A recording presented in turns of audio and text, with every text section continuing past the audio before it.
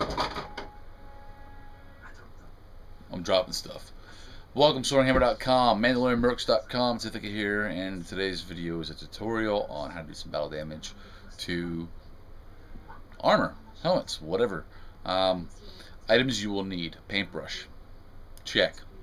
Item to paint, check. Your base color, check. Your primary color or colors, double check. Double check, check. Put your parents on. Double checks. You can't triple stamp double stamp. You triple stamp double stamp. Hoagies and grinders. Navy beans, meatloaf sandwich. Wow. Sidetrack. But also you'll need what? Mustard. What? Yeah, you'll need mustard. Or I'm for real. Check this out. Mustard. Or petroleum jelly, like my roommate likes to use on weekends when he's alone with goats. Rectum. Didn't kill them. That's scary. But woo. All right. So what you're gonna do is you're gonna paint your primary coat, which is gonna be your metal color, such as tin, aluminum, bronze, brass, gold, silver, steel, copper, titanium, magnesium, manganese, mayonnaise, palladium, platinum, gold, silicone. Silicone's not a metal. I said gold though. But anyway, point being is your metal. Okay, so that's gonna be your base coat. Then you're gonna use your paintbrush to put on your mustard, your petroleum jelly, some sort of a light textured or gooey textured item. And from there, that's when you're going to spray paint with your primary color or colors. And then once it dries and you wipe it all off, and it creates your battle damage. And the videos that you're going to see in a second will show the rest. So, enjoy. Okay, so here I am again with my mustard. And what I'm using is this cap. And I already did the silver on the cap. And I wanted a brighter or darker color to kind of do a contrast once it's done, so I chose this cheap Iranian red paint that I use, really cheap paint. So anyway, you want to be able to, you can open your mustard up or your petroleum jelly or whatever type of material you're using, and you know, there's different effects you can use. You can lightly dab it on. Now, something you want to keep in mind with this type of technique is you want to hit a lot of your high points, because your high points of your armor are what's going to chip. Now, I don't want to hit all the high points. I want to break it up a little bit.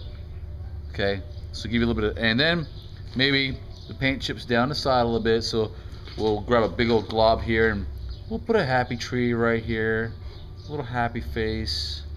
Yeah, that's what people like. They like to see a little happy face on there. Now, let's say maybe you got grazed in the center and you got a little bullet hole in the center. Just dab it on there, okay? Use as much or as little as you want. And we're gonna dab a little bit here. Put another little sunshine right here next to the happy tree. So you get the gist of it, okay? So once all your mustard is dabbed on, and you have your item where you want it to be, so you have your primary coat. Now you have your petroleum jelly or your mustard or ketchup, whatever you want to do, and now you're going to start just painting over it, okay? And you can see that the item itself is being painted along with the mustard picking up a lot of the paint. And this is going to take a little bit longer than expected. Like I said, and it will probably run because it's very cheap Iranian paint. It's pretty much Kool-Aid in a can. If you ever try painting with Kool-Aid, you'll know what I'm talking about. And again, if you ever try painting with Kool-Aid, there's something wrong with your painting skills. Alright, so you have the gist of what I'm trying to attempt. Alright, the item's got your primary, not your base coat. This is your primary coat. Alright, and now I will let the primary coat dry. And then once it's dry, we'll go from there. So, see you in a time lapse. Okay, here's the cap. I touched the mustard on the way coming in. I'm gonna use a sock with some paint on it that I'll use for other projects. Anyway, I'm gonna wipe this off. Now, I'm doing this one-handed, so I'll probably show you a little bit, and then see, that's all you're doing is wiping it off. Okay, now I'm gonna do the rest, and I'll come right back.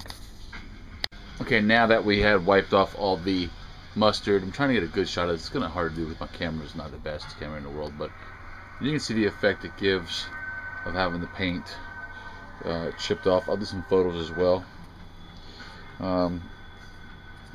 But it's the only part. I mean, this is, you have to keep in mind, you gotta add all the techniques together. But this gives you your chip paint effect, and then you use your weathering effect. Like how many you actually see? You see it now, the circular little circle around that right there. If I add the other weathering effect to this, then that made that stand out. Okay, so it's a bunch of different techniques put together, which gives you your overall product. Now, something else you can do too is a blackening effect, which will be on another video. But blackening effect will actually make this actually pop out more, because the edges will collect the black acrylic brush on paint. As you wipe it off, it'll collect it, and it will also darken your metal, give it more of an authentic metal look. That's a different tutorial. There you go. Simple, basic.